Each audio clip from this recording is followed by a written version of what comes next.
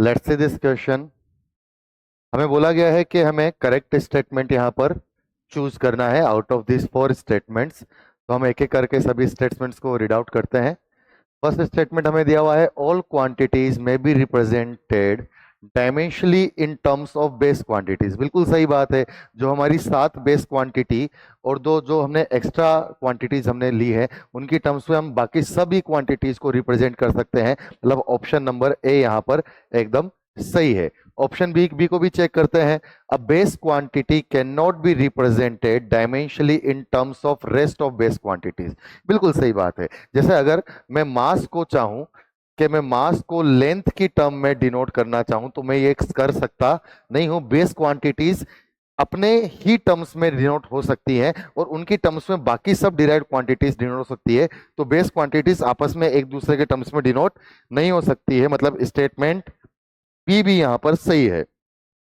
Statement C देखते हैं। The dimension of a base quantity in the other base quantities is always zero. बिल्कुल सही बात है। हम किसी एक बेस क्वांटिटी को किसी दूसरे बेस क्वांटिटी की टर्म्स में डिनोट नहीं कर सकते हैं, तो उसका डायमेंशन दूसरे बेस क्वांटिटी की टर्म्स में हमेशा जीरो होगा। जैसे अगर मैं मास के लिए लिखूं तो मास के लिए डायमेंशन फॉर्मूला हो जाएगा m1 L0 T0। मतलब लेंथ और टाइम की टर्म्स में उनके डायमेंशंस जीरो होंगे।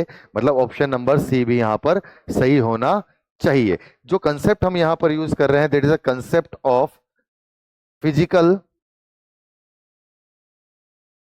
क्वांटिटीज।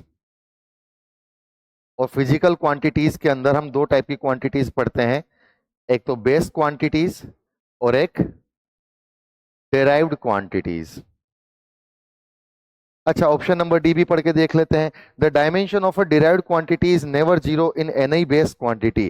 किसी भी बेस क्वांटिटी की टर्म में किसी डिराइव्ड क्वांटिटी का जो डायमेंशन है वो कभी भी जीरो नहीं हो सकता है। अगर हम देखें तो हम प्लेन एंगल के लिए अगर बातचीत करते हैं, प्लेन एंगल, तो प्लेन एंगल अगर हम लोग बातचीत करें कि मान लीजिए इस तरीके से कोई एक प्लेन एंगल थीटा है, ये रेडियस आर है, ये लेंथ आर्क लेंथ है, तो हम थीटा लिखते हैं। Theta is equal to arc by radius. Arc by radius मतलब ये भी लेंथ है और ये भी लेंथ है, मतलब कि इसके डायमेंशन हो गए m0 L0 T0। इस तरीके से हमें बहुत सारी डिराइव्ड क्वांटिटीज मिलती हैं जो डायमेंशन लेस होती है, जिनका बेस क्वांटिटीज की टर्म्स में भी हम लोग डिनोट नहीं कर सकते हैं। मतलब ये करेक्ट स्टेटमेंट नहीं है। हमें बोला गया है इज नेवर जीरो, तो हमें यहां पर जीरो दिखाई देता है, मतलब ये करेक्ट स्टेटमेंट